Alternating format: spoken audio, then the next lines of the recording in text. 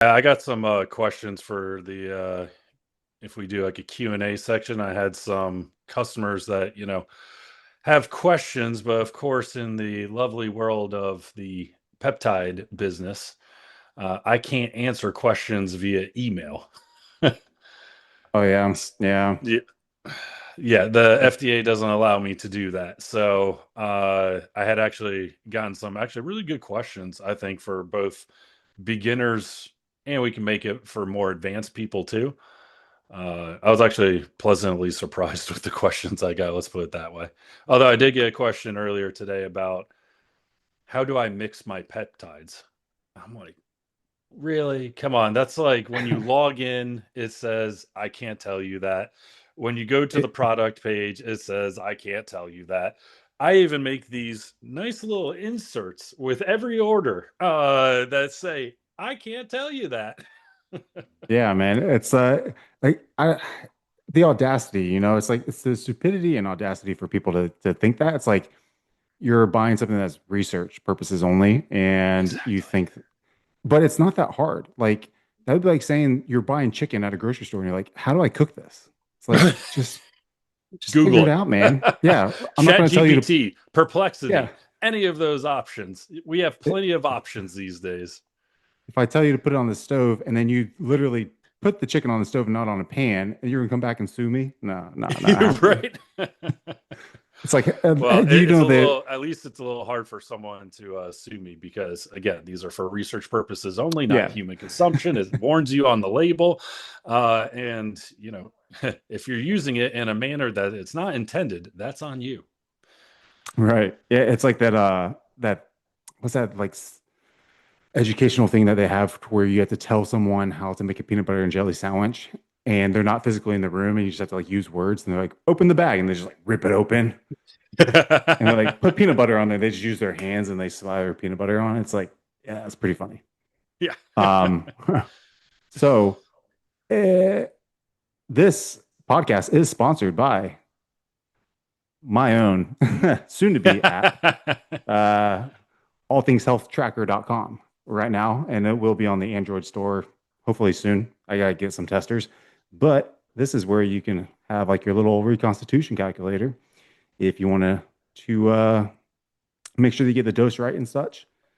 You got your reminders, and that'll send you a like an email and then a Nice. schedule. And the reminders, once we get the app, the app will ding you. And you got your peptides. You can change. You have your log change. You have your documents that you upload. Same thing with the anabolic compounds and TRT, so you know what your last cycle was. We got all these compounds on here. Menstrual cycles for you ladies, and progress, photos, weight, and then your account and legal documentation and medical disclaimers and such. And you can also link external portals. So just staying HIPAA compliant. That looks sharp. I think I need to make a link to that on my website actually. Well, we can talk offline, but that's what I'm not. So it will be subscription based. I need to have like Yeah. 12 beta testers first, and then Yep. after 14 days, then the Google will approve it and put it on there. But I don't get any ads. Like I'm not doing any ads. I'm not doing any pop-ups. Literally everything that I don't want to happen to me, I'm not going to have happen to anybody else. But it's a $10 Nice. subscription fee.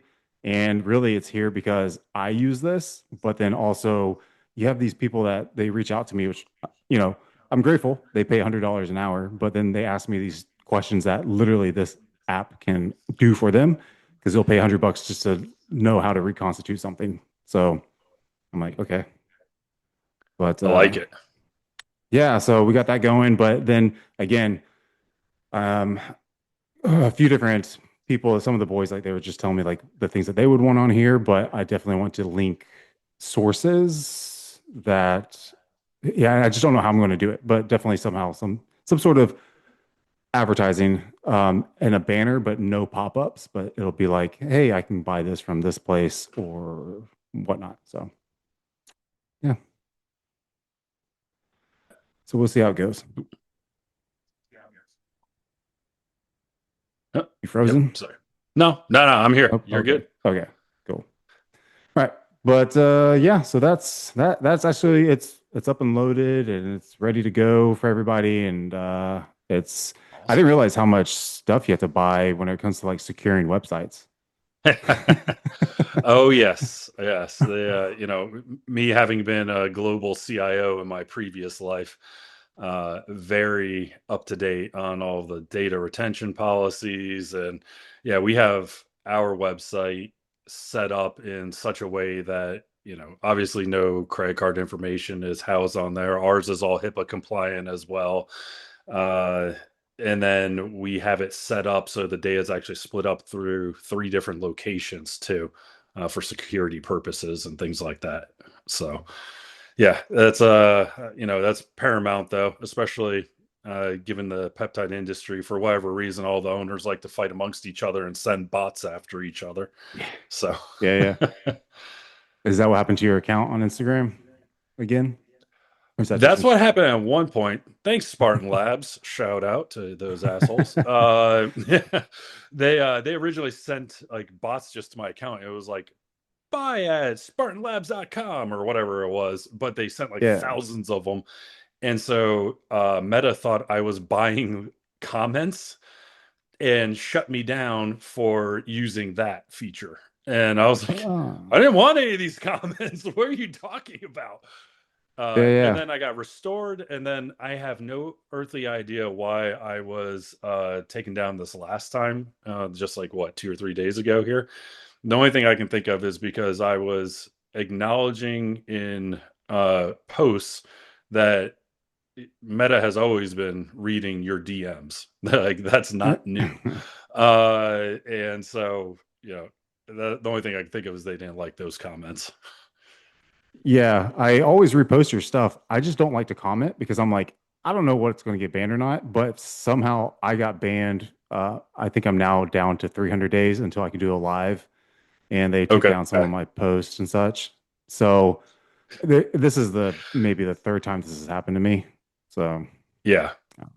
Yeah, it's kind of random, like what they target and things like that. And it wasn't even just peptide companies or anything like that. Like I had friends that run HRT clinics that are legit script certified and everything, and they lost all their accounts too. Like the whole yeah, point of being legit script certified is so that that doesn't happen and you can advertise on Google and things like that. And they still lost their accounts and never got them yeah, back. yeah. It's crazy, crazy. Yeah. Other than that, you doing all right? You got everything settled? Yeah, yeah. Everything's settled now. Business has been good, so I'm blessed in that area. Growing rapidly still, month over month. So, and in general, we got great customers. So, blessed every morning with that regard. Got everything settled on the home front. Obviously it was tough last couple of weeks with my mom passing away, playing the funeral, getting down to Florida, having that service. Yeah, and trying to deal with, as you know very well, the Florida heat while you're trying to wear a suit out in the baking sun at noon. Yeah, I felt pretty nauseous and had to excuse myself from the service. And I'm sure everyone was like, "Wow, he's so emotional," and I'm like sitting over there like pounding ice cold water. And I went to my car and sat in the AC for a little bit. Yeah, yeah. I think that's the only place acceptable for shorts and a suit coat. Yeah, right. I don't know why my brother-in-law, me, my dad, we all showed up in suits. I at least had like a polo on under it, but yeah, I Yeah, was dying in there. I guess at least not literally like the folks that were in there. But my yeah, mom went to rest in one of those niches, yeah, yeah, and so it's kind of indoors, but there's no air conditioning, so it's just really stuffy and even more humid, yeah. and it's in Miami. So Oh yeah, man, I'm not meant for the heat anymore. Like, I lived in Detroit, I lived in Chicago. I love those areas, but I did spend 10 years in Miami. But yeah, my blood has definitely thickened since I left. right.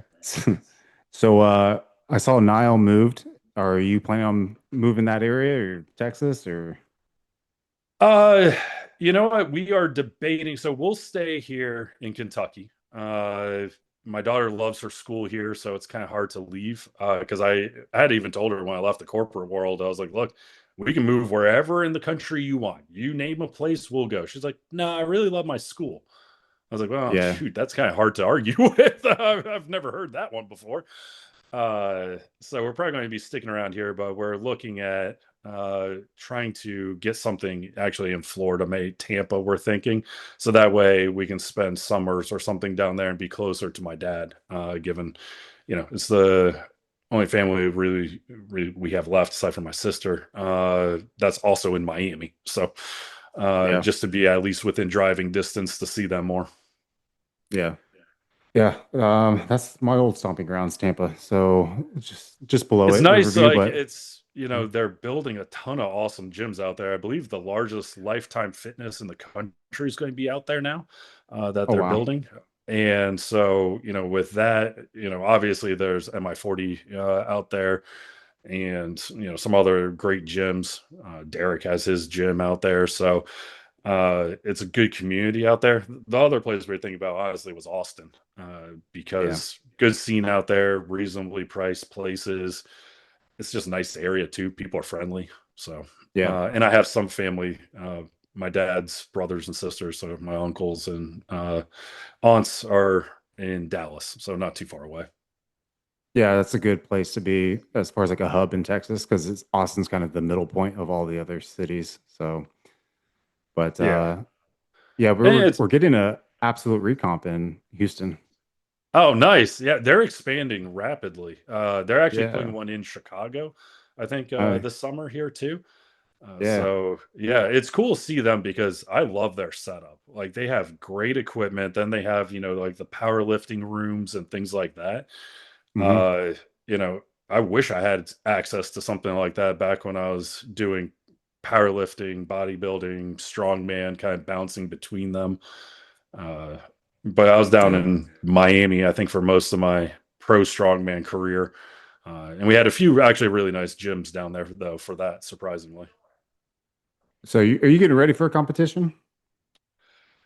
I see that. Not really. I was prepping. We'll see how it goes. If I'm ready, I'll hop into one, maybe Masters Nationals, something like that. But with business and all the shows that I'm sponsoring, Yeah. it's kind of hard to do all of that and prep at the same time. I found out the hard way actually this past weekend, where we were sponsoring a posing clinic. I had just gotten back from Florida and I tried to do like a turn and burn on 4 hours of sleep and drive up to Indianapolis, and do the posing clinic. And so the posing clinic went great. Got to meet a ton of people that had either seen me at the Arnold or were customers. Super fun, but it was just me setting up and then breaking everything down, Uh, because everyone else on the team, was busy. They had other things, and my wife is very close to her competition, so she's like, it's an accomplishment to get out of bed, let alone the gym and the cardio when you're that lean. yeah. And so she wasn't making that trip. And on the way back, I fell asleep at the wheel on the highway. So thankfully for good technology and GMC, everything was fine. No crash or anything like that. But I had to pull over, go to sleep. I was like, okay, yeah, on like 1,000 calories so far for the day, this was a dumb idea. Like I Yeah. should have just been eating up a little bit so I could actually do all of this. Yeah. Yeah. And then we're the co-title sponsor for Junior Nationals in Chattanooga in a week and a half here. And then we have the APR show, which is the Indie Pro show. So Jamie Sterling is the promoter of that, but we are the title sponsor, and I actually put up my own money for the prize money, uh, because I wanted the women, the pro women bikini, to be paid the same as the men's classic physique pros. Yeah. In my opinion, I see what my wife goes through. She's training as hard, if not harder than me. She diets incredibly hard, and her posing is way more complicated than any of the men's posing. Not only do they have more turns that they have to do, but they have to do everything in heels. So, I've always thought it was BS that they got paid less than the guys when they have the harder job, in Yeah. my opinion. So we actually have the same prize money for men and women, first, second, third place, and best poser, all paid the same. But I put up extra money to make sure we were able to do that. So I'm really proud of that show. It's coming together great. Jamie crushes it. She has rings for the winners in addition to the normal medals. She has robes for all of the pro bikini athletes. There's a VIP area backstage for the pros. And for both the pros and NPC there, we're going to have APR glutathione, liposomal glutathione capsules, because recognizing everyone coming out of prep is taxing their body pretty darn hard. They can grab a few of those packets and try and get some of the good antioxidants and start reducing that oxidative stress, start reducing that stress on the liver, things like that after the show. So there's going to be some good swag out there too. That's awesome. Yeah. I mean, plus the bikini, man, they spend so much money for their shows. Like all the things that they do with hair and makeup, their suits and their Yep. heels and their jewelry. And the guys are like, I gotta buy board shorts. Yeah, exactly. Maybe some eyeliner. I don't know. Yeah. Yeah, Hair especially at products. men's physique. I'm like, I have two poses. And if you really want to get fancy, there's a side pose, kind of, but you also in the NPC kind of look like a tool if you're spending too much time on that side pose, because it's just hit the poses and get off the stage. Come on. It's the NPC. Yeah. But So yeah, it's a lot easier on our side of things. yeah, I think it's funny. Like when I see the Arnold and Olympia, when those guys are up on stage, it's like they want to be bodybuilders. Like Ryan Terry and all of them, they all do it's like they want to do a back lat spread. They want to do all those things, but their transition poses, it just takes forever for them. And I'm like, it's nice, but it's front and back, dude. That's all you got. Yeah, exactly. I know. Like, hey guys, we all want to be the open bodybuilders, but our bodies just couldn't handle the stuff like those guys Yeah. could. We didn't draw that genetic lucky straw. So, you know what? Let's just do what we got to do in our division. Yeah, which is nuts, I mean, even seeing some of the cycles that those guys do, very similar to like classic guys, but not really the open guys. And I don't know why people always say, "Oh, these classic guys and these men's physique guys, they do the same cycles." And I'm like, "Nah, man, to get that big, your cycles are huge to build the muscle, but then okay, now you're Nick Walker size. Now you can refine things, you can bring things down, but there's Yep. no way like I've tried to handle a certain amount and my body would not like it wouldn't budge over 250 and I'm 6 foot. So it's like Yeah. and it got worse if I were to try to bring it higher. And yeah, that misconception of them running the same cycles, I'm like, dude, no, like we're talking grams difference. Oh yeah. But the funny thing is though, once they're at that level, Hmm. the disparity between the divisions, like you'll see men's physique guys that are on the Olympia that are still blasting their faces off, right? Because let's face it, most of us in men's physique are fighting against our genetics, and we have to beat our genetics into submission with high gear usage because Yeah. none of us were meant to be bodybuilders, which is why we're in the smallest division. And then you have the open guys that are like TRT plus once they're on the Olympia stage because they're, like you said, Yeah. they're refining the muscle here or there. And then you get to the classic guys, and they're not even running TRT doses. They're not running GH. They're not running anything because of the weight cap. Yeah. When you start getting like Wesley Visser size or Dino or any of those other guys that are so close to the weight cap, like my mind was blown. I was like, you're on like 100 milligrams a week at test. And it's like, I know I need to shrink down. I have to lose muscle to be able to hit my weight cap.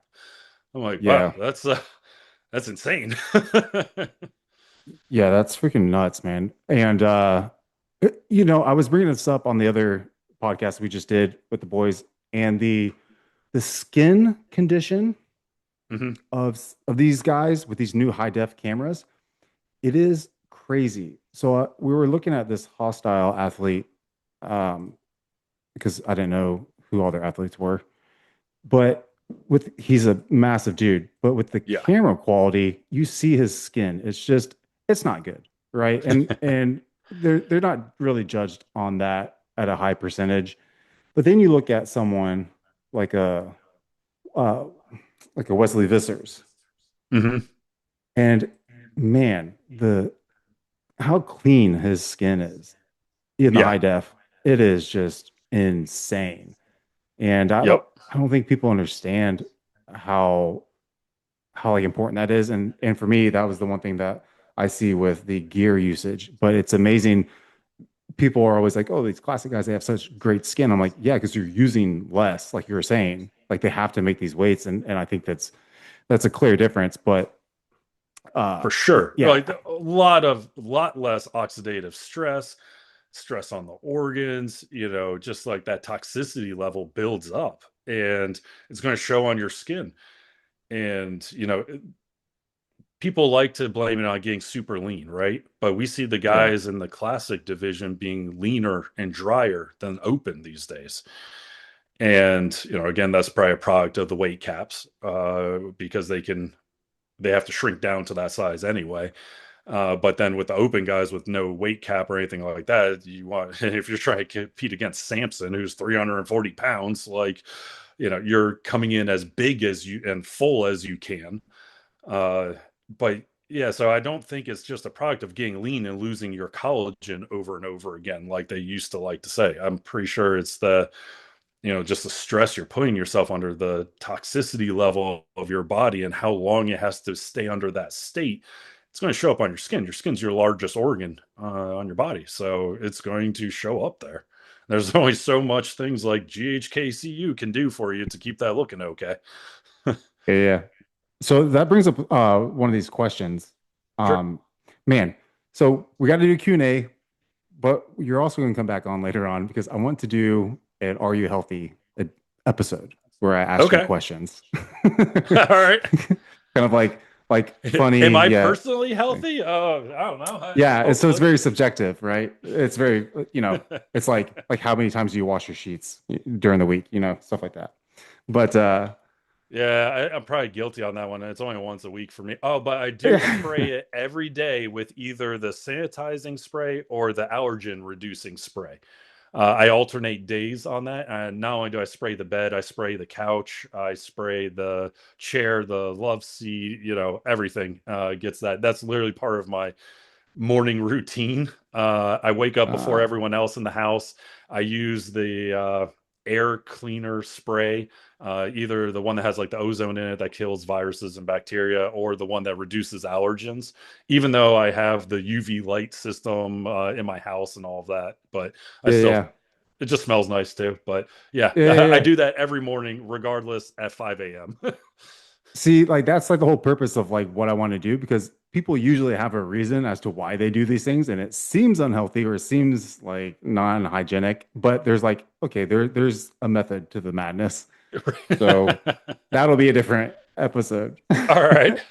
But then that's where I'm going to get other people on. So we're going to find out, I'm going to ask Niall and be like, we're going to really find out if you're healthy or not. Uh, I don't even want to know the answer to the bed sheet one with him, man. It's probably like once every 3 months.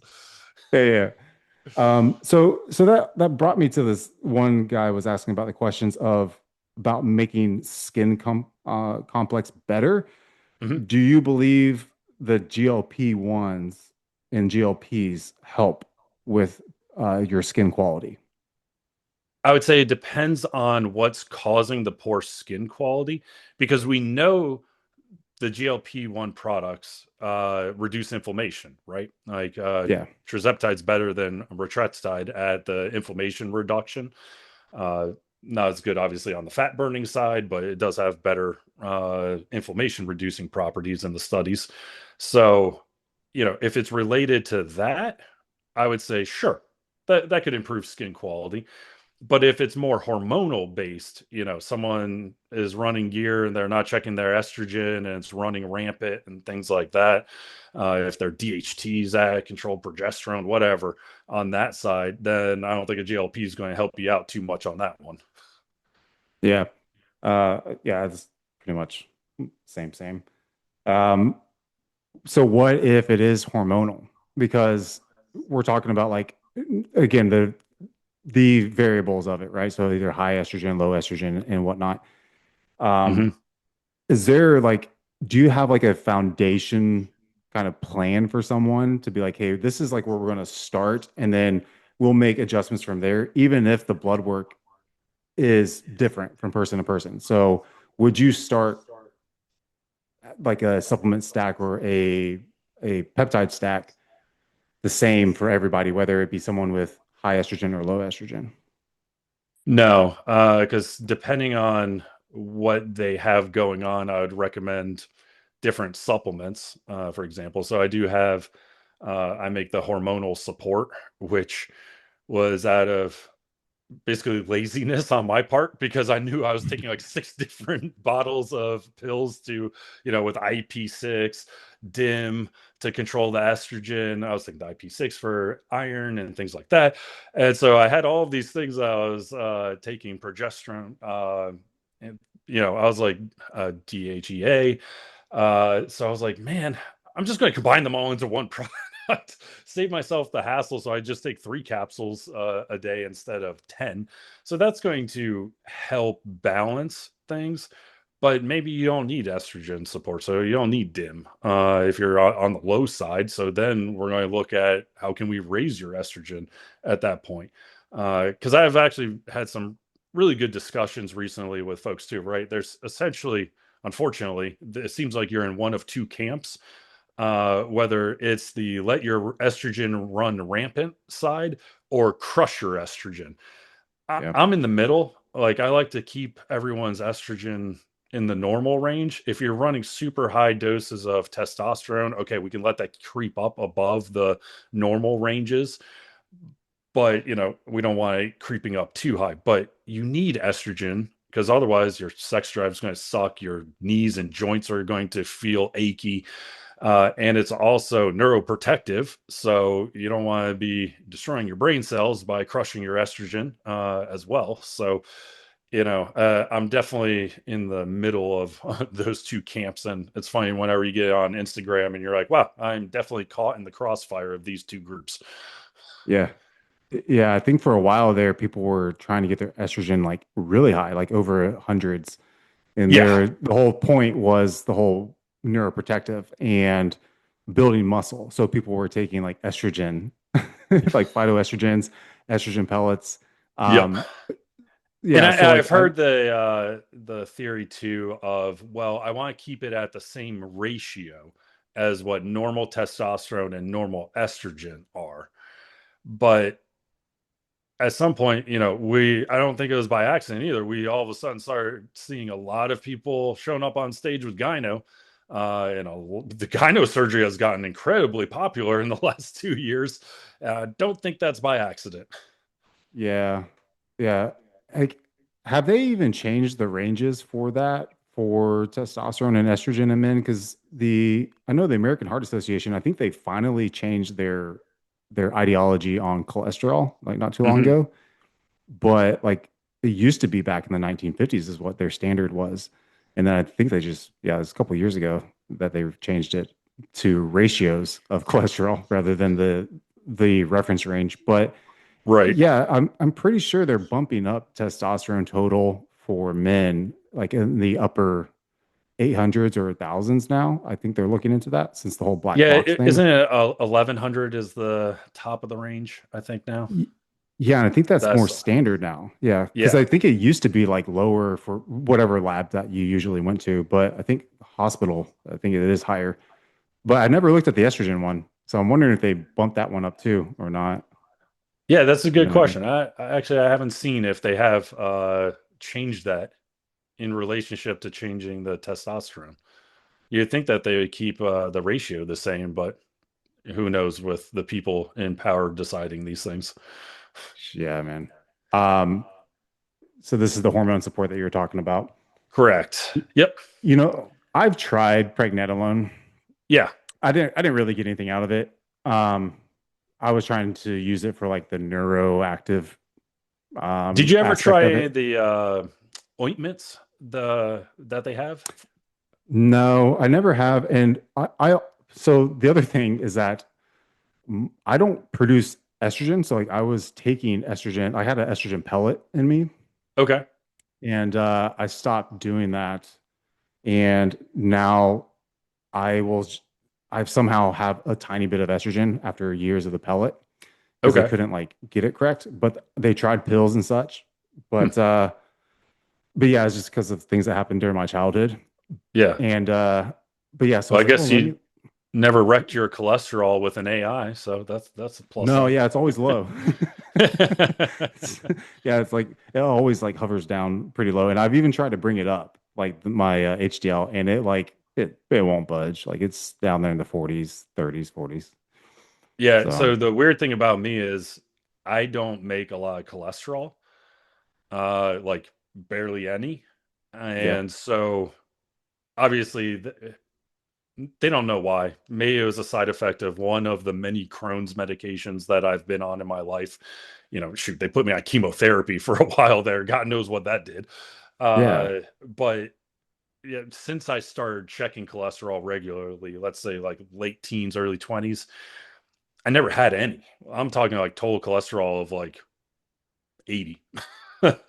yeah. And so it had always been low. And I always asked the cardiologist. I mean, I saw a cardiologist from the Cleveland Clinic, some of the best facilities in the country, went up to Boston to see some folks there. And they're like, yeah, no one's ever studied low cholesterol aside from, you don't produce your hormones correctly as a result of Hmm. no cholesterol, but we put you on testosterone. So you're fine there. Because I've been on testosterone since I was like, I don't know, 25 and 24, I think. So yeah, about 20 years, let's say, that I've been on that because yeah, with no cholesterol, you're not going to produce testosterone either then. And so, but yeah, they're just like, well, you can't really build plaque, so that's a good thing. Uh, and so, you're fine. And they just Yeah, always yeah, left it at that. We've tried different things to bring it up. Uh, and it's slowly creeping up now with the prescription fish oil. That's helping a little bit, but again, it's still pretty low. yeah. What was the other thing? With the cholesterol, like, have you is there any interaction with you taking L-carnitine? Like, does it get even lower, or do you have increased COMT or anything like No, it, that? it stays pretty consistent whether I take the L-carnitine or not. Even at higher doses of injectable L-carnitine, it just stays pretty low. If I take it out, it's still the same level on that side.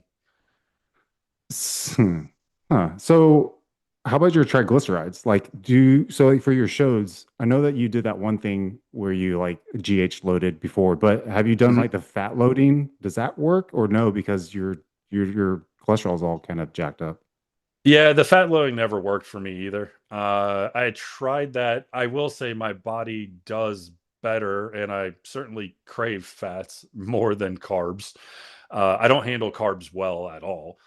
And so, especially in the off season, I get my extra calories generally from fats Mhm. on that side. And it's usually a lot of good fats, salmon, almond butters. I am guilty of eating almond butter with whipped cream. That's like, I love that. I That's could destroy an entire canister of whipped cream in one day, easily doing that. oh Uh, yeah. but yeah, so it seems like my body tolerates the fats a lot better. I digest them easier, things like that. So there's certainly that to it. Have you ever had the David bars? Yes. Oh yeah, I eat those all the time. Like people say you can't prep on protein bars.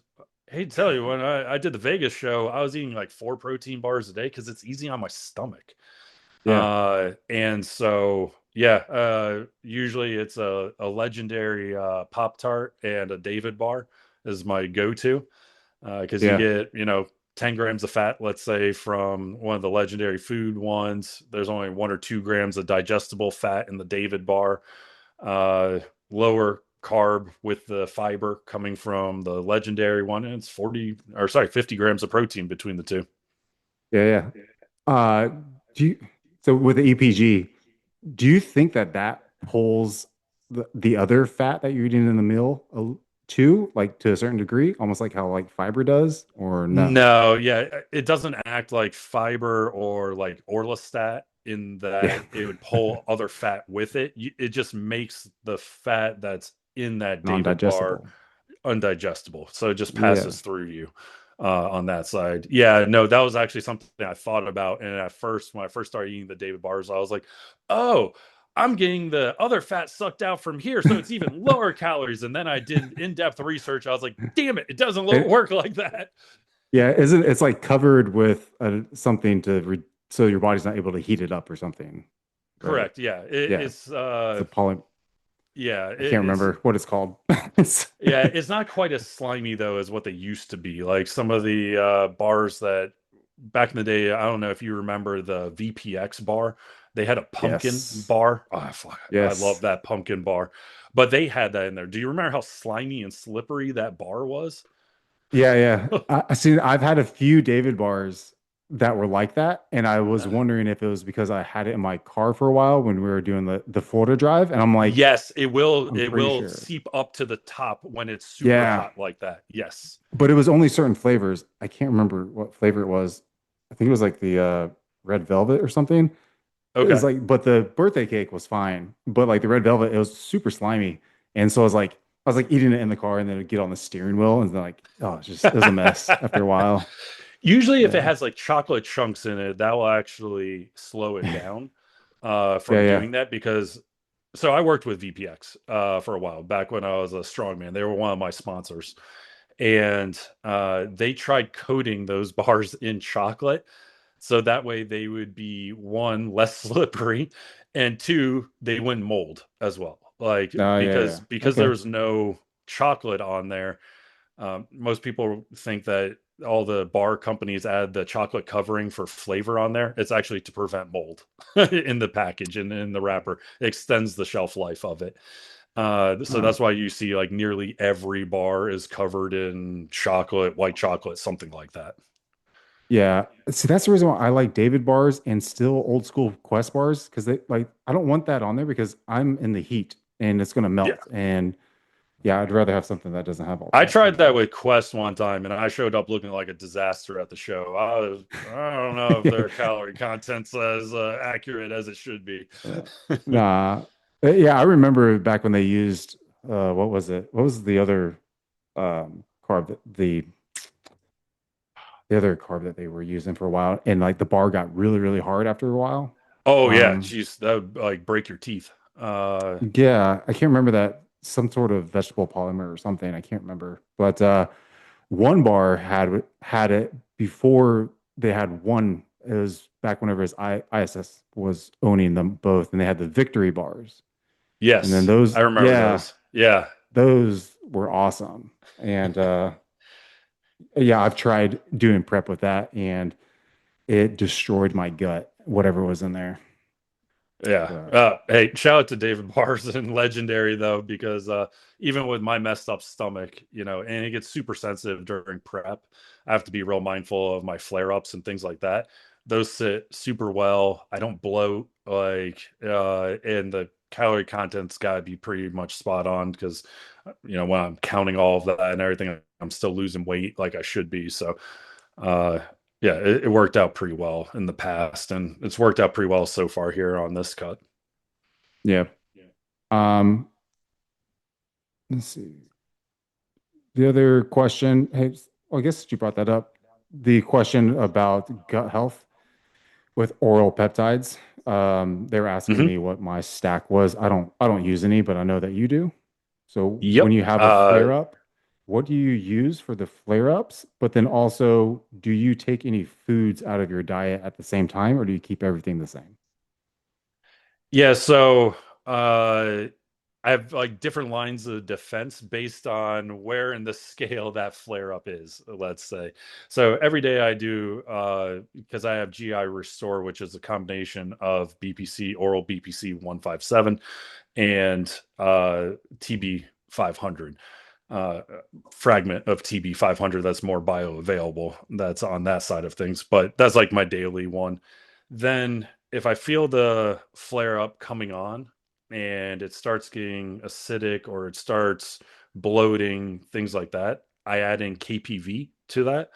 And also when my food volume gets lower, I also add in the KPV as well because I'm prone to ulcers. I don't have a gallbladder, so I have a constant drip too of the bile acids. So it's not like it's contracting when I eat a big meal or anything. It's just a constant drip of it. So when food volume is low, then I add in the oral KPV as well, and that helps.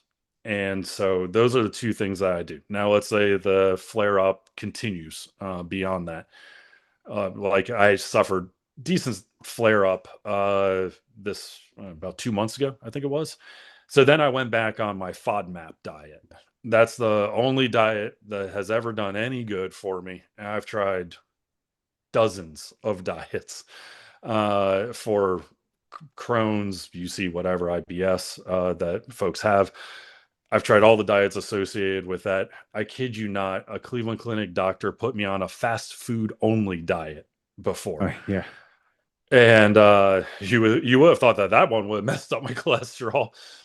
Still had low cholesterol on that. But the FODMAP diet certainly helps. So it's low residue foods that are easier to digest. You can Google it and you get this nice little chart that has your proteins, the good and bad carbs, the good and bad fruits, the good and bad vegetables. That one worked out great. So I'll go to then the FODMAP diet with KPV and GI Restore. If it starts getting beyond that, then I know I'm starting to get in trouble, and I'll call my GI doctor, and generally will frontline defense with prednisone. So start at 40 milligrams a day, split dose of 20 milligrams twice a day. That generally, so that's what I had to go to 2 months ago. I had to get on prednisone. That was the first time I was on prednisone in 7 years. Mm. So I was pretty happy about that. I had a pretty long run without that.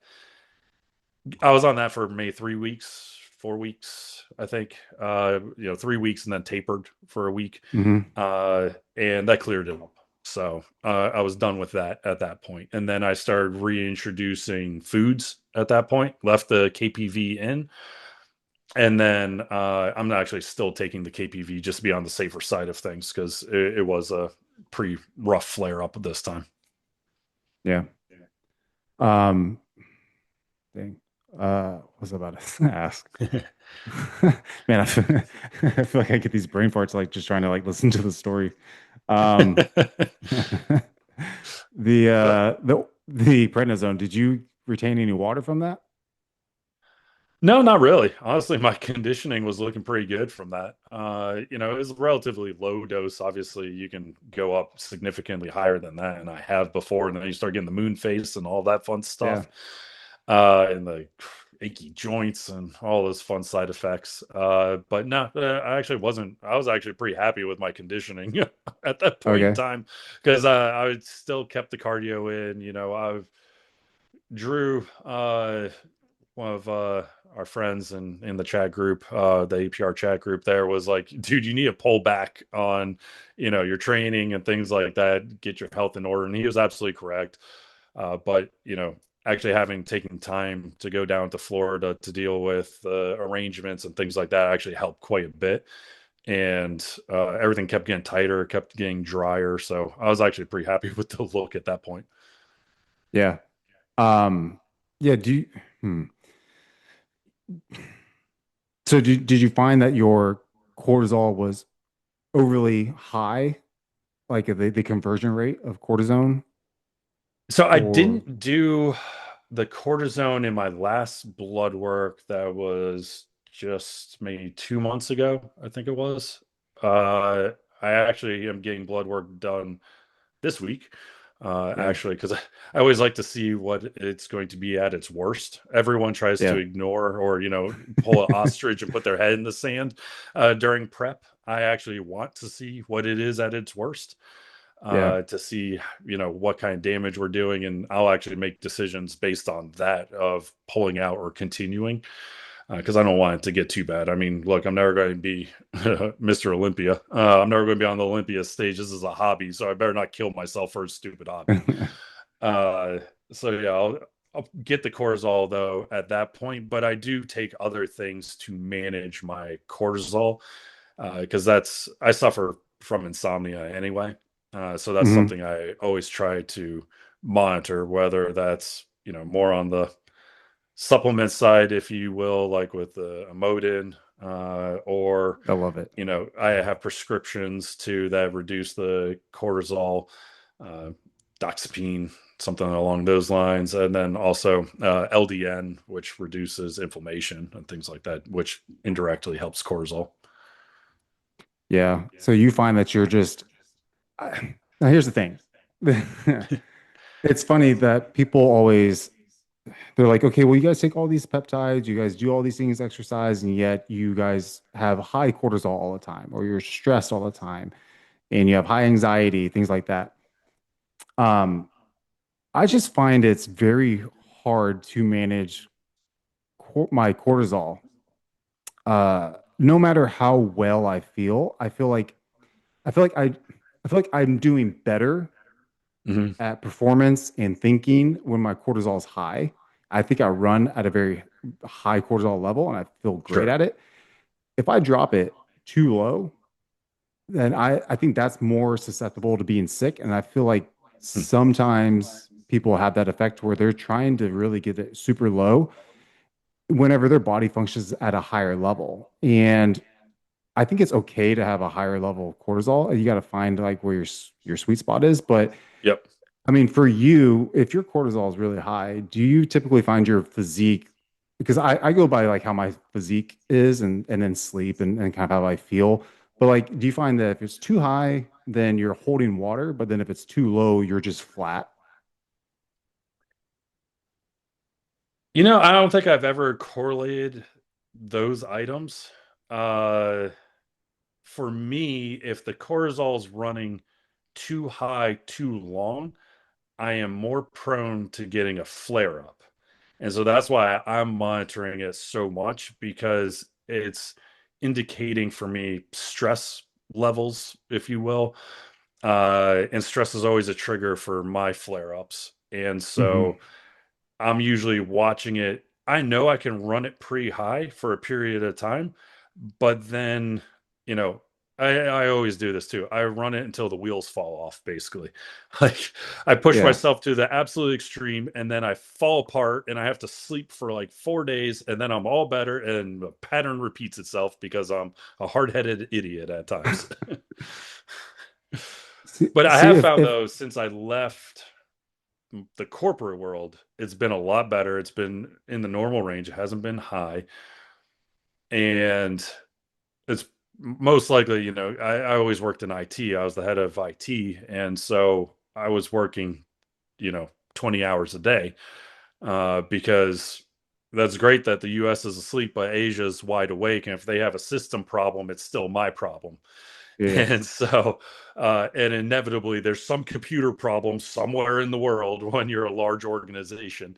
So, I was getting calls all hours of the night and things like that. Hey, this is broken. What do we do? We got a factory in Taiwan hard down. What do we do? Kind of thing. So, yeah, that was hard to maintain any kind of sleep schedule, which obviously directly impacted cortisol levels. Yeah. If I do like a vacation or rest, I feel like my body, I get like a sick feeling. So if like Really? if I'm Okay. not like go go go, then yeah, it's hard for me to sit down and my grandma's like that. But See, I and find it's a lot easier for me to drop weight when I do something like that. The funny thing is, I'll go on yeah. vacation, and most people put on weight during vacation. I'm not even trying. Like, I will eat whatever I want. I still work out probably at least 5 days a week when I'm on vacation, just because I like visiting new gyms and things like that. Uh, or even on a cruise, I'm hitting the gym on the ship. Almost every day, but I'll come back 5 pounds lighter, and Yeah. the majority of it was fat. And so I Yeah. think my body resets, the metabolism ramps up as a result, and I'm functioning, at least on a fat loss level, better. I do think that there's a difference between the fat loss functioning and the cognitive functioning, though. I think most people think better, more clearly, and quicker when they're hungry. And, generally you're going to be under, a little bit of stress if you're hungry and Yeah, things yeah, like that, but you're less sluggish, I think. And I know a lot of other entrepreneurs say the same thing. Like when they're in the zone, they might go the whole day and be like, shit, I didn't even eat. yeah, yeah. It's like hyper awareness, like in primal, like if we're hunting for our food, I mean, we're going days without food. You're going to be like super aware of your surroundings and probably a lot more agile. Um, Right.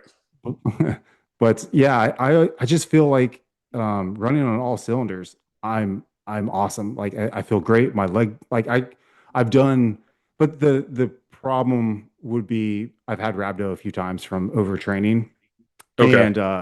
and so like that's where I'm like, okay, that's my breaking point. Like whenever I can feel rhabdo coming on, That's but definitely a breaking point. yeah, so but it's so hard to distinguish sometimes because if I don't have anxiety with high cortisol, so if my anxiety's low and my cortisol's Right. high and my norepinephrine You'll and never just know. my no, I just keep going and it's totally fine until I hit that. And then I just had that recently, not too long ago. But I mean, I'm able to do, like 3 training sessions in a day and do plyometrics and sprinting and stuff. And it's just, but I start to retain some water when the cortisol is too high for too long, Yep. and I don't have like any rhabdo symptoms. But then I start stress. But then if I think about it and I start stressing out about it, then I start getting like this like stomach problem, like the stomach distension, and then my GI transient time starts to slow down, and it causes some issues. So it's to for me, it's like managing the anxiety Hmm. and the cortisol. I feel like it does its own thing, and I don't, which I feel like Emodin. What did you call it? I The thought that's what I said. I don't know. is it Emodin? Okay, yeah. Yeah. Sometimes I say Emodium, and I'm like, no, that's the anti-diarrhea. Um, Right. but yeah, That's so what you like take when you have too much of the anxiety. yeah, but like I like that product, but I don't feel like I've done my cortisone test, and it doesn't really affect it too much. But my anxiety is lower, Hmm. and I can sleep better. So I just find it funny because going back to the prednisone thing, this is where I brought up this tangent. They have people on prednisone for weight loss, and they go up to like 100 milligrams, which is really odd. And so, because I I'm like, can't imagine the benefits would outweigh the side effects of that. right, Like, because how I hard are thought it you would really cause going to train Cushing's. if your joints are hurting? You're going to be more likely to tear a tendon on that. Like, I don't think I would suggest that one. Yeah, it was so odd because you can find it on PubMed. They go up to 100 milligrams, and Yeah. I don't know for how long, I can't remember, but it was a very odd thing that I was reading. And but yeah, for me, I was just thinking about Cushing's because I had Cushing's as a kid, and Okay. so I didn't know how people responded with cortisol, but Yeah. typically, Well, I've only really started messing with the cortisol more recently. It was more I used to just manage it by trying to get better sleep and things like that. But without fail, really, for like the last year, I am wide ass awake at 3 a.m. every morning, I guess technically. Like I yeah, just boom, I'm awake because obviously there's a spike of cortisol that's happening at the wrong time. It needs to happen at like at least 5 a.m., not 3 a.m. And I'm yeah, like yeah, wide awake for like 30 minutes or so. And it's even to the point where I've actually planned my daily calories around it because I'll go have like a low fat yogurt or something like that at 3 a.m. Helps settle my stomach, helps, I don't know, me relax a little bit, and then I can go back to bed, and then I'll go back to bed till 5:30 in the morning, when I normally wake up. So yeah, I'm just trying to see if I can't do something to prevent that, out of bed at 3 a.m. yeah. See, that's dude, I'm exactly the same. And my wife, she's like, whenever you get out of bed, she's like, you startle me because I'm like, Yeah. well, I forget, I gotta get up and I gotta pee as well. And Yeah. so, but like what I've been trying to do is I've taken a gram of sodium before going to bed, and it seems like I'm able to actually sleep in until about 4:35 now, but I used to be Okay. about 3:30. And then whenever I wake up, I'll do whey isolate and another gram. No, I do 2 grams of sodium. Okay. So that's what Hmm. I do. And then I'm up and I'm doing whatever I need to do in the morning before everybody wakes up. But Yeah. that Yeah, seems I to help have the me. sodium in the morning when I wake up too. I always hit the electrolytes because I also like, I like fasted cardio. Yeah. Can get into the whole debate if there's any benefit to it or not. I just do it because I'm awake in the morning and I can knock it out while I'm making labels for customers and things like that.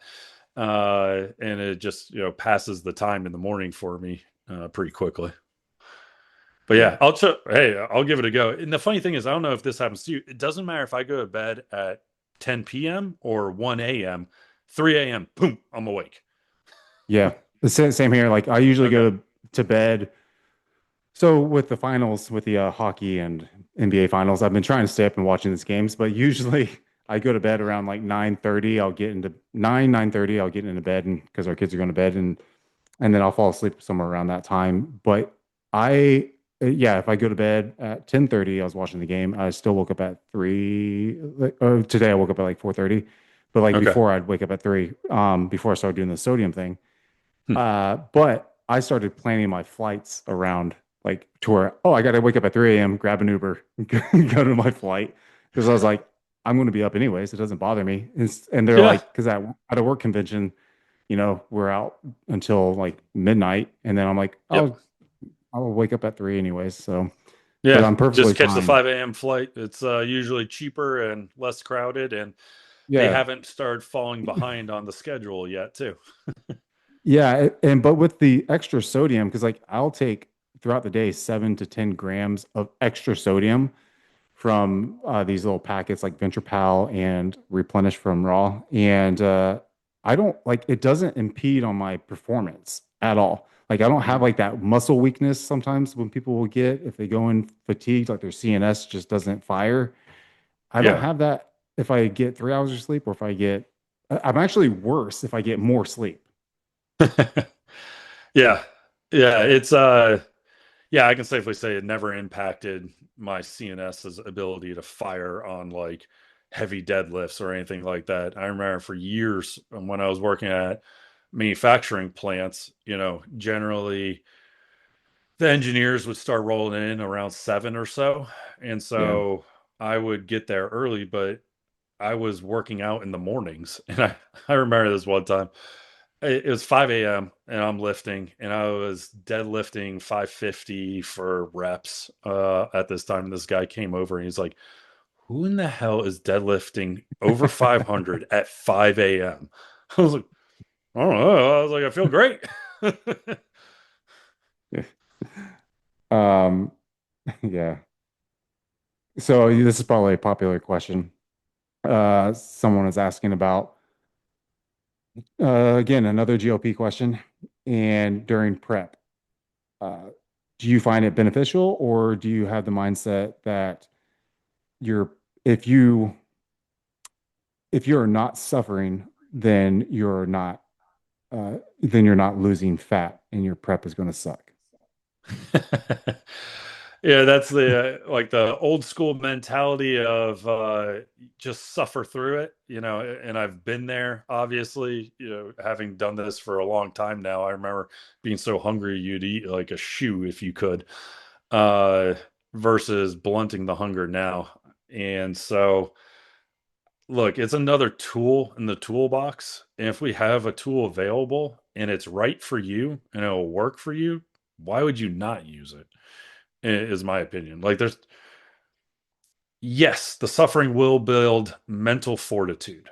I do believe that there is some aspect to that. Same thing as you have to learn how to push yourself in the gym to get those extra reps, to run that extra mile, whatever you're doing, to row a little bit faster, during your 5K, whatever it is, like you need to suffer to learn how to do some of those things. So, yeah, when you're probably just starting out and things like that, there's probably some benefit to feeling that hunger, and knowing what it's like, if nothing else, to build your mental strength. But it's a tool, it's available to us. It reduces inflammation. So that's always a benefit during prep. I haven't, some people are probably going to throw their arms up at this. Other people will support it. I haven't been off of a GLP in 2 years. I waive the dosage of it, like I'll reduce it down lower, right, much lower, when I'm in my off season, but it keeps me insulin sensitive. I don't have to use insulin, even if I'm eating 1,000, and I did eat 1,000 grams of carbs a day in my last off season here, and my A1C was flawless. So it's helping me out on that. It helps regulate the GI contractions in my stomach, which is something I have issues with. And so it helps me on that side of things. It reduces my inflammation, which is obviously a big contributor of Crohn's and needing surgeries and things like that. So it's a great tool to have in the toolbox, I think. Yeah. I always tell people, I'm the same mindset. I tell people it's like, well, what about learning your area that you're driving, and instead of using Google Maps, why don't you just stick to Thomas guides? Like you got to suffer, you got to know the area. So is the Google Maps making you a worse driver? No, Right. like you're still getting around. So that's what I would tell all those like old school mentality guys. Like, yeah, you do need to learn how to suffer, but at a certain point it can't help you. And then I just recommend not taking so much to where it slows your GI transit time, and then you have digestive issues. Just take enough to kind of get your mind off that So actually, snacking. you saying that just brought up a thought in my head that I think does need to be said, is that if you never learned how to suffer in that diet, the last couple of weeks going into your show is really going to suck for you, because you Yeah. need to pull that GLP. Because to your point, it slows the transit time in your gut. And if you're one of those people, let's say you're competing in open bodybuilding and you need to carb up, well, you better not have a GLP in your system, or you're going to have a big old turtle shell on stage. And it's not going to be because of HGH or insulin, like most people think. It's going to be because the food's still stuck in your belly. Uh, and anyway, like as you're playing, let's say even you're competing in bikini, right? Like you're going to be adjusting the food on a daily basis leading up to the show. So you better be able to digest that and get it out of your system. Hmm. Also, you really want to make sure that you're staying regular all the way up to show day, because that's going to make your waist look smaller as well. Going to the bathroom on the day of the show, I'd say probably only 20% of people on stage actually do. Uh, so that's going to help that time. So you're going to be pulling that minimum 2 weeks before the show day. And if you've never suffered, well, oof, that hunger is going to hit you in the face. Hmm. Do you think that GLPs help with people who have well, just the third generation GLP?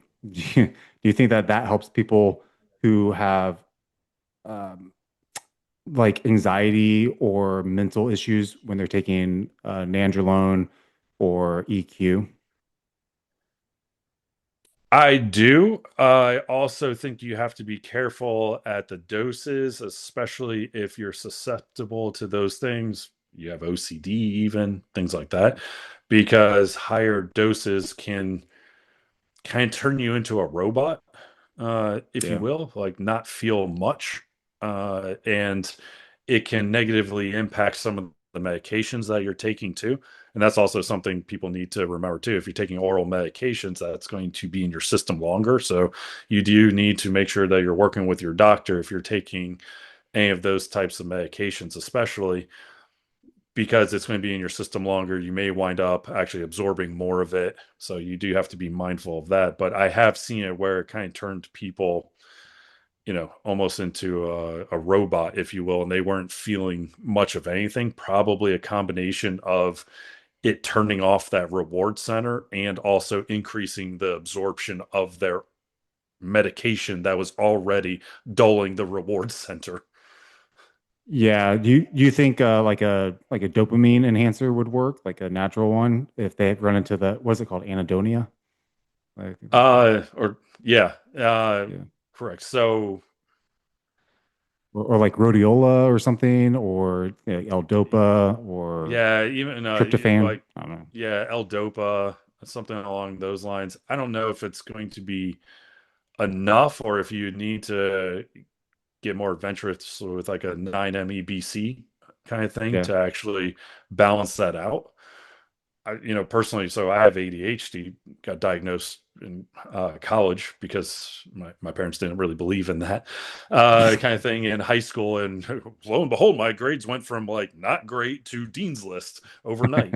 But I take like 9-MeBC anyway after I take any of the ADHD medications just to help restore some of that natural dopamine and things like that. So that way, I'm never increasing my dosages. I've been on the same dose since college, Yeah. uh, and I actually use less these days, substantially. So yeah, I think there are some options that they can go with. Obviously, I'd always start off with something natural on that side before going into and yes, I know there are some studies that show that there might be some neurotoxicity related to 9-MeBC, but I think that's also dosage and duration dependent as well on that side.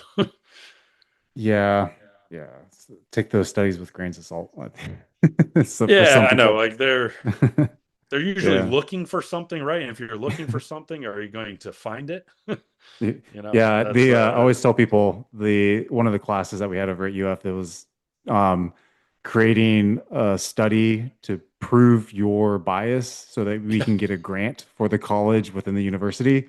yeah. And, I was like, you guys do this? And everyone was so confused. And this is like in some physiology class, and they're like, yeah, this is how we get our money. Or no, it was a kinesiology class. And I was like, this is not right. And he's like, well, that's what a lot of these like published papers are based off of. I was like, Yeah. that's nuts, dude. Um, because I was like, don't you go in trying to like uh or what was it? You're supposed to go in trying to disprove something or something like that. Right. And Yeah, instead, you're usually trying to prove your hypothesis is incorrect. yeah, Because if you yeah. go in there trying to prove it's wrong and you prove that it's valid, that means you're more likely to have had the proper setup and the proper review of the data. And you've Yeah. eliminated your own personal bias, theoretically. Yeah. Yeah. They're like, don't do that. uh, You'll never get any money. yeah. Um, okay, we can answer some of your questions that you have. We can rapid fire some of these that my people had. They asked favorite diet soda flavor. Oh, I got lucky that there's a like unique candy store in the mall by me, and I went in there and they had gingerbread flavored Diet Pepsi and maple flavored. The maple was too strong a maple flavor in my opinion. It tasted like I was drinking pancake syrup, so I didn't like that one so much. But gingerbread was absolutely amazing. Like if it wasn't $5 a can at this place, I would have bought them out. Um, I feel like I thought I saw that in like China or somewhere, or Korea. They have those crazy This flavors like is that. like so I went in there because I love and collect different Kit Kat flavors. So I worked in Tokyo for a while and I got addicted to all the crazy flavored Kit Kats that they have, like Lay's potato chip, or my personal favorite are the matcha ones, which isn't that unique, but I love the Yeah. matcha flavored Kit Kats. But yeah, so I went into the store looking for those crazy Kit Kat flavors, and then I was like, gingerbread diet soda, yes, please. That's so, um yeah, I like cream sodas. So it's usually my go-to. But there is a dirty Mountain Dew cream soda that Yeah, I was going to say which cream soda because the let's say the Dr Pepper cream soda tastes more like Dr Pepper to me versus the A&W cream soda. I mean, if I were so I would want to have a glass bottle. And Okay. my favorite one growing up was the Jones cream soda Okay. in the Yep. glass bottle, and then the Yep. IBC. Yeah. So glass, man, it stays cooler for longer. I like it. Yeah. Okay. I'm with you. It doesn't adulter the flavor as much either, too, I think. Yeah. Yeah. Um, and this what's your new energy drink flavor? Uh, The Gorilla Mind root beer. yeah, that That one's one good. and the Sebum Energy root beer one is pretty good. The Jolt root beer is disgusting, in my opinion. That was I was falling asleep and I couldn't drink it. I was like, nope, nope. That one got accidentally sent to me. And also, what is Jolt root beer? Jolt would never had a root beer It was just flavor. Jolt Cola. Yeah, Exactly, it was that. Jolt Cola.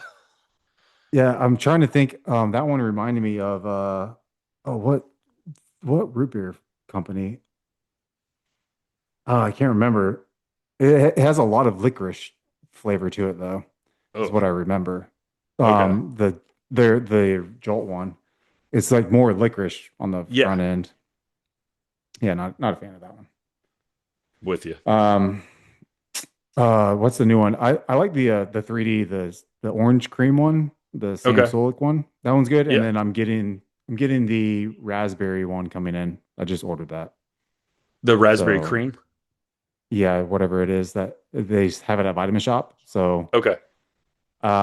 but then the Rise frosted lemonade is awesome. So Ooh, I haven't tried that one. that one's good. Okay. Um, but yeah, other than that, I think I have every uh, flavor of yeah, Ghost at my house. So we I've actually have I've a refrigerator just dedicated to that, and it literally has like every flavor I think that they've ever come out with in there. oh, that reminds me. So like we're big Monster fans over here. I'm a sucker for old school Monster. I pull up a That new purple passion fruit one's pretty darn good. I had that while I was in Florida because Monster like owns the convenience store market there. yeah, yeah. Oh, did I freaking I don't think I got it. And their green tea flavored recovery one. That is phenomenal. They're coming out with some new flavors. I just can't remember what I saw. I because I follow all those like uh oh there it is. Oh, All all those those pages that pages. predict the Yeah. next flavors. It's it's I my so hope the Surge flavored ones are correct because I loved Surge as a kid. this is my wife's office. Dang, that's awesome. So for her birthday, I put these lights in here. And then this monster one, I got a friend who is in the industry. So this is two spec, the legit white monster ultra. No one else has this. So this is custom made. And Awesome. so yeah, she's a sucker for it. But the so when she's on meetings, the red lights mean she's pissed off. So people will see that and but My old boss would put his yeah, see. background as the dark Sith Lord whenever he was starting to get pissed off. It's like, uh-oh. Yeah, yeah, yeah. The That's blue bolts are coming out. yeah, I think it's funny. So this is someone asked what my Discover page was. This is what my Discover page is. And so this is what I see. There's no women on here, guys. Um, yeah. Mine's Uh mostly cars and food. yeah, mine's like random foods, which I don't even look up. Um okay. What do you think about the new trend that's going around? People ditching protein bars for Chick-fil-A. Uh, have you seen that? They're Yeah, just getting itself. the plain nuggets, right? But they're just getting the chicken, breaded chicken for the chicken sandwich. They're just getting that. Oh, I know they had the grilled chicken nuggets. I don't know why you wouldn't get that. I think they're trying to do Buffalo like a, Wild Wings will also do the naked uh, chicken tenders, which has like yeah. 70 grams of protein for 2 grams of fat because they're lean chicken Jeez. tenders. So that's a pretty solid option too. I mean, are Yeah. either one optimal? Probably not. But whatever, man. Like whatever floats your boat on this. If it works for you, go Yeah. I for it. just see, I I've don't seen a care. few things. Yeah, I've seen a few things. They're like, because they're trying to make it like they're unwrapping a protein bar, but they're unwrapping like their Chick-fil-A out of a bag.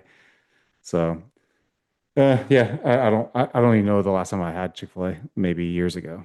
But like, I I can't have no remember. idea. If I'm going to have fast food, it's probably going to be Jack in the Box because you can get French toast sticks with your burger. So, I've never had Jack in the Box. it's pretty good. Yeah, it's not so bad. Their burgers are pretty good and they have breakfast all day. They also have tacos. So, I mean, it's kind of a one-stop shop. Okay, hence the name Jack in the Box. Okay, Yeah. Yeah. Well, gotcha. I don't know where they It's like a originally Jack. got that from, It's like a Jack of all but I trades. remember we had one down the street from me in South Carolina, and they just built one here in, by my house, like I don't know, maybe like 5 miles away. And so, yeah, that's my daughter gets it every now and then. I haven't had it in a long time though. I haven't had any fast food in a long time because, yeah, my wife's in prep for, she missed her pro card by one spot twice last year. So, uh, hopefully, this is her year on it. She's looking amazing, honestly. Like her coach, Drew from Fit Body Fusion, has been crushing it the last 2 years with her and best package ever. And the funny thing is, you were talking about sodium earlier. They actually pulled her sodium and replaced it with potassium to see how it would change her look because the only critique she got was she came in too hard. So more potassium chloride. Yeah. Yep. So, Hmm. and it's starting to give her like a little bit softer of a look. So it's She have muscle spasms. not yet. We'll see at what point. Have you ever?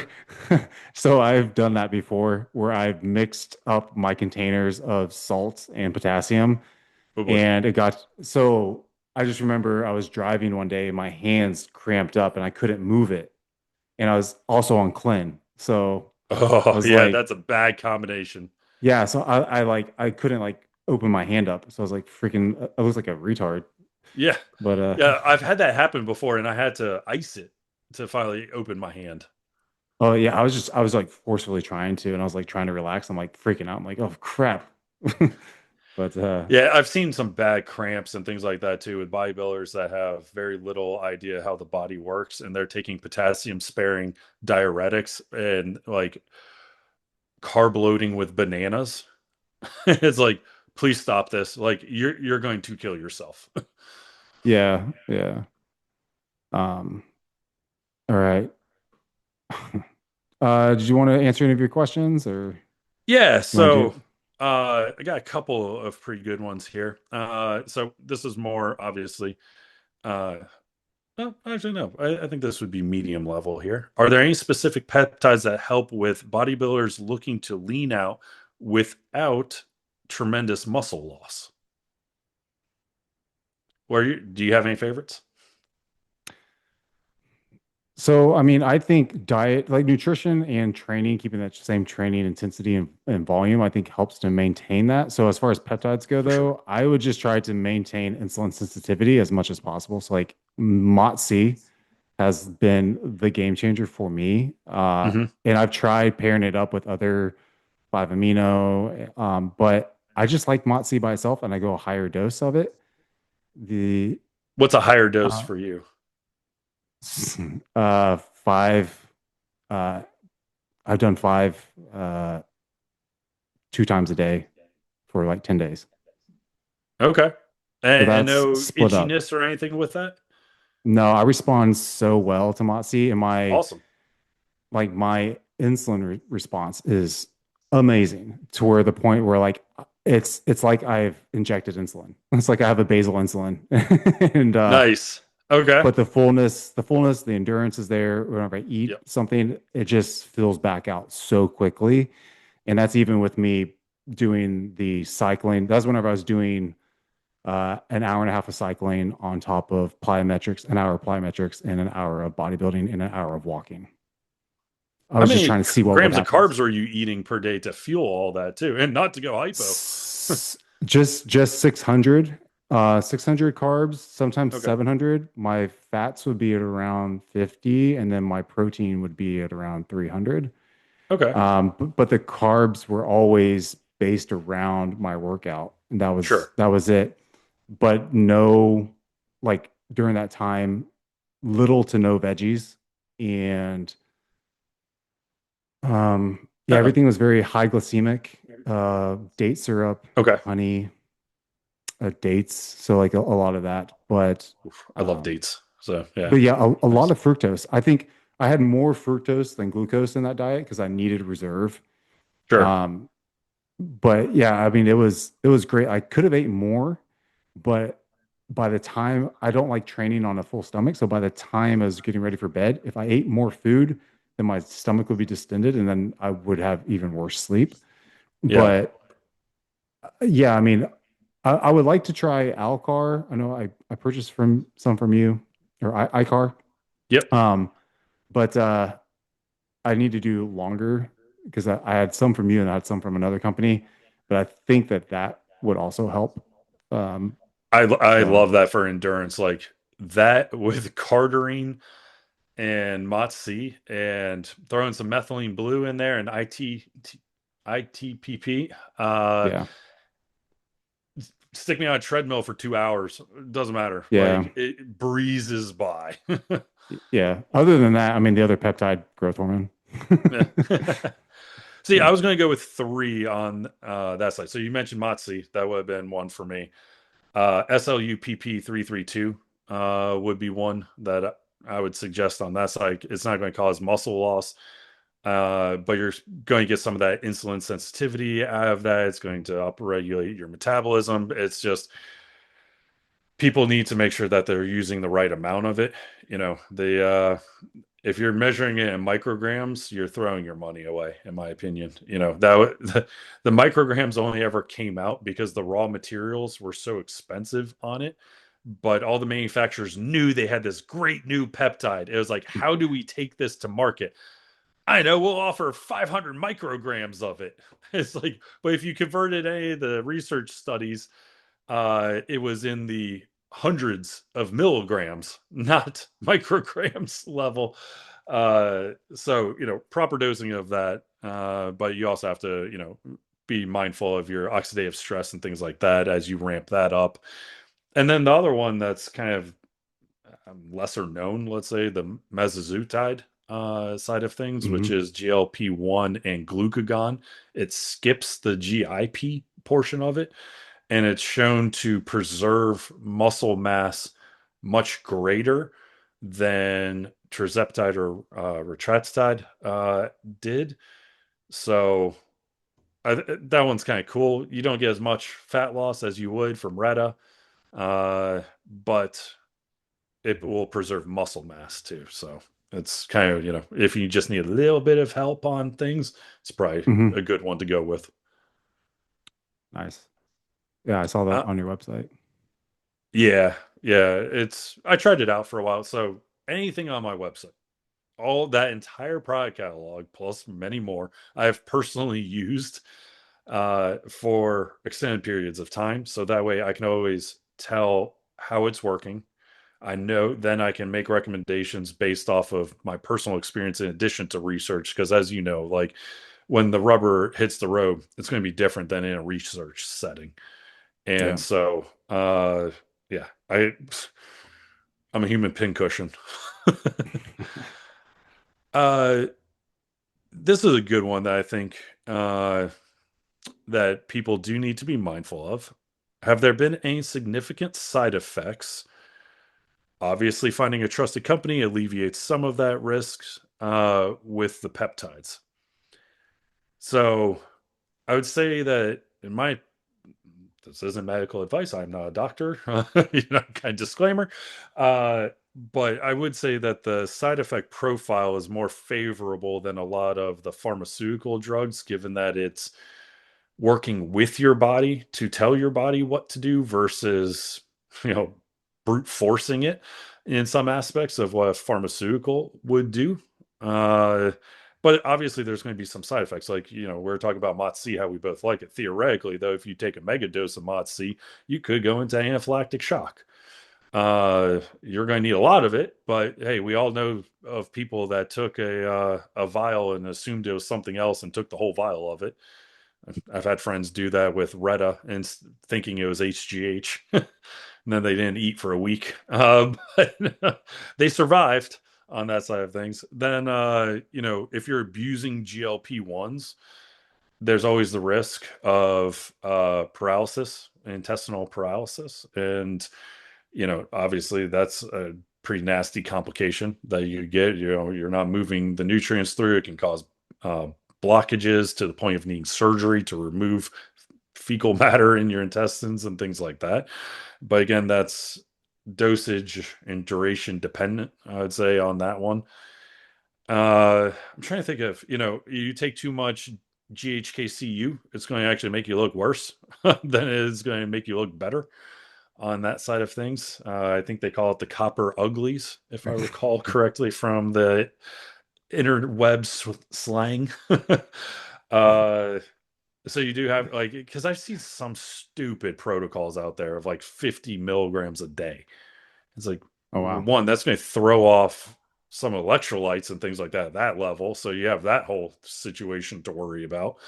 But it ain't going to make your skin look better either at those levels. So, do your research, make sure that you're doing proper dosages.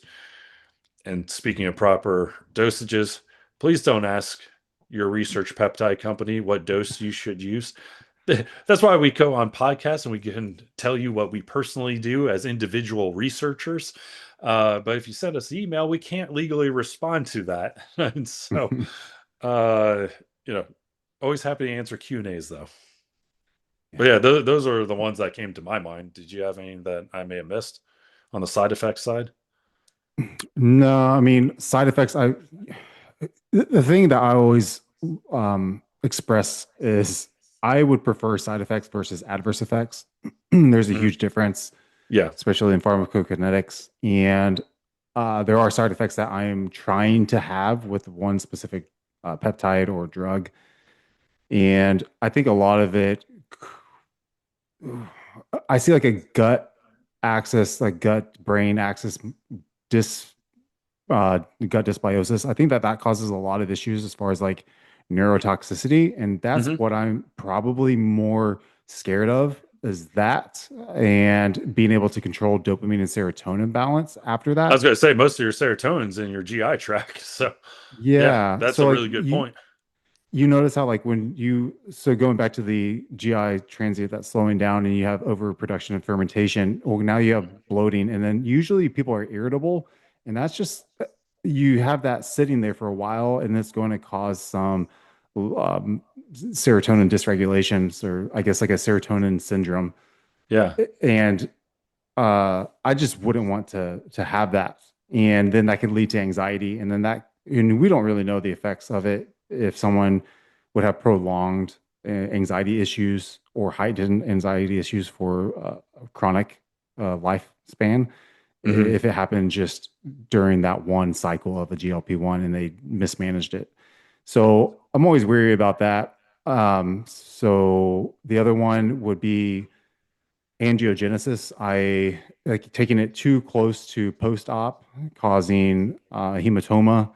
Hmm. I'm not a fan of that, and Yeah. it can cause the recovery for that might be a little bit longer than what was to be expected.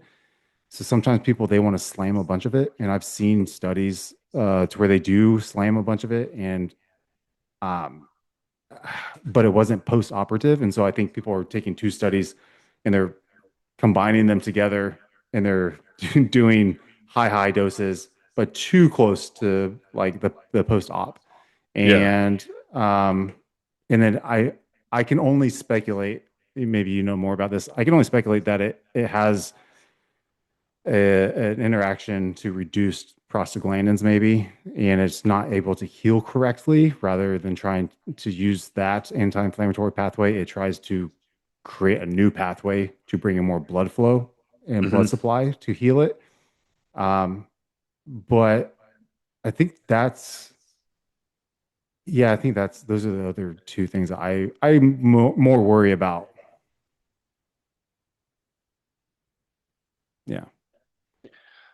You mentioned a good one though, like with serotonin syndrome. So methylene blue and tesofensine, don't combine those. That can cause Right. serotonin Yeah. syndrome.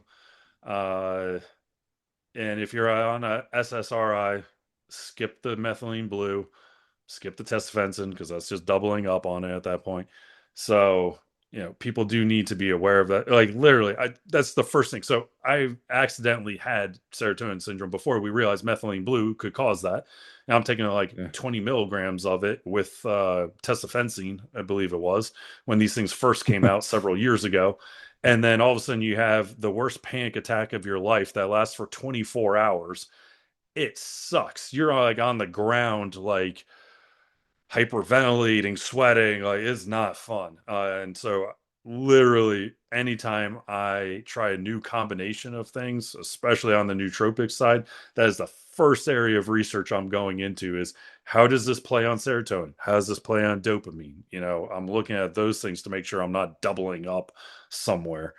So people do need to be mindful of some of those things because that was I could tell you that was not fun. And then of course, like the next week, Vigorous Steve releases a podcast on he had the same thing happen to him, so don't do it. I was like, where were you a week ago? Come on, buddy. Yeah. He's making that video. Yeah, exactly. He was waiting to calm down to be able to make the video, I think. Funny. This was, I think, kind of the other good one is, what happens to the body when you stop taking peptides? And I think that's a good one, especially if you're used to a lot of pharmaceutical things where you're not going to go cold turkey quitting your SSRI or your blood pressure medication or any of those other things. But you can go cold turkey and quit BPC 157 anytime you want. On that side, a lot of these things aren't playing on your hormones. And so there's not necessarily a step down procedure that you need to take on a lot of these things. Uh, like I said, a lot of them work with your body to optimize certain features and versus overriding your body. So I think that helps out on that side of things. What about you? Anything that you can think of as far as risks to stopping them? Um, yeah, besides like the SSRI ones, I mean, you taper down from those, anything to Yeah. deal with that. But no, they're more, bioregulators. They are just able to signal a certain pathway within your body naturally. So I just tell people it's kind of like if you're driving on the highway and you need to pass somebody, you go from 70 to 80 to pass them, and you can go back to 70. Yep. It's not gonna to cause you to go off of your path to your destination. It's just you're trying to get around an obstacle, and that obstacle is now passed, and now you go back to what it was normal. Now, the issue that some people have is you're not going to create addiction, but you might be addicted to a certain outcome that you were having. So maybe going 80 miles an hour, you're like, I like 80. I'm just going to stay 80. Well, then now you might have trouble with maybe something from the outside coming in. So, like a police pulling you over, right? So it's like there might be another Yeah. cause that you may not want, but uh, for me, that would just what I would say that police that's coming after you might be your finances. And so I like to make sure that people understand. Sometimes you get the job done for whatever its purpose is for a certain period of time. It's okay to come back and be normal because your new normal might be different. So it might be Yeah. even better. You just have to be able to recognize it. And I think that's when you're taking these things, you should be mindful. And too many people, like they're not they're not on the spectrum like some of us like you gotta get a little tism when you're taking these and make sure like, hey, I actually do feel this, but don't go into it to create a placebo effect, but just really understand like, okay, like this is helping me. But yeah, I say that would be the other kind of roadblock, I guess.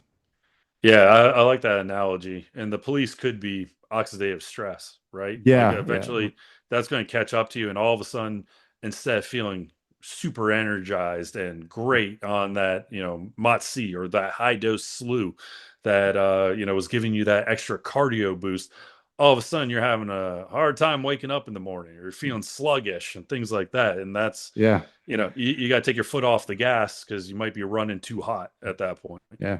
That cop pulled you over, and now that person that you passed just passed you. Yeah, You got you're to right. start back over again. Yeah, Exactly. yeah. I mean, those were the questions I had. So, shout out to All right. Jenny for sending a list of good questions to me. I appreciate that. Well, she better make it to the end of the video. I'll share your email. Skip to the end if you don't want to hear about some weird Yeah, talk in the front part. there'll be timestamps. There you go. Okay. Yeah. All right, man. Okay. I will contact you to get you back on here for some Are You Healthy episode 1. All right. And That'd be great. I can, although now you made me really want to get Niall on there too. So I might drag him along for this one, and we should get Nick on there too. yeah, well, freaking, I feel like Nick is doing something all the time, and I'm like, geez, Dude, man. But I talked to him. I was like, "Hey, man, we can adjust the start time to this if you want to join us." He's like, yeah, basically, I have 1 hour free time on Sunday afternoon from 1 to 2. I was yeah, okay. That's really specific. yeah, man. I need it. Because I told him, I'm like, I'm pretty much free right now, like with my with not having soccer for my kids, but like I can make my own schedule. And there's a few meetings that I have to have, but other than that, I'm pretty flexible. Yeah. Yeah, But yeah, I yeah. I think it'd mean, be fun. I'm making labels for customers because that's yeah, and making our marketing campaigns, and then obviously sponsoring the shows and stuff. But while I'm at home, it's I like to optimize all of our customers' labels because you'd be surprised. Sometimes ground shipping's faster than 2-day air based on Oh how wow. their proximity to an airport that UPS services. Sometimes USPS is faster than UPS. So I always choose the fastest route to each one of our customers. Then I send that all to the logistics team who actually packs everything and slaps that label on. But to make sure Ah, everything gets there as fast as possible, that's me on every single order. yeah, man, your shipping's fast. I love it. We try, we shoot for 24 hours that it's out of here. And, benefit of living here in Kentucky is that our warehouse is literally next door to the UPS global hub. Ah, So we can get to anywhere in the world pretty fast. But yeah, today was fun too with Italian labels. And while my family is Italian. I never, I speak like 5 coding languages, but I only know English really well. And I'm getting responses in Italian. I'm like, I don't know where the hell I'm shipping this thing. Let's roll the dice on this one. funny. But All yeah, right. because Yeah, now we yeah, are live in 123 countries. So that's awesome. yeah, yeah, I got a great global person based out of Dubai who helps set up being able to take local forms of payment in all of the countries and things like that, and getting us licensed importers into all the Yeah, countries and things like that, so we don't have to worry about customs as much since we are registered as well, so much less likely that we're going to have customs issues versus some of our competitors. nice. Yeah. Awesome. Sweet, man. Yeah. So yeah, that would be funny to have you, Niall, and Nick on here. And just These answers who's the would be healthiest, hilarious. man? There's going to be all Yeah, over the place. it's funny. You're all gonna be like, you're gonna be like, no, I do this because I have a reason why I do this. Right. We're trying to Justifying it. justify like some disgusting behavior we have. No, no, I swear it's logical. All right. All right, man. Thanks for coming on. I'll reach out to you and just text me for a quicker response. I Okay. didn't see your email till a while ago. I Okay. You responded in perfect timing though. So Yeah. yeah, next time I'll text you though. Thanks for having me on again, man. It was a blast as always. All right, man.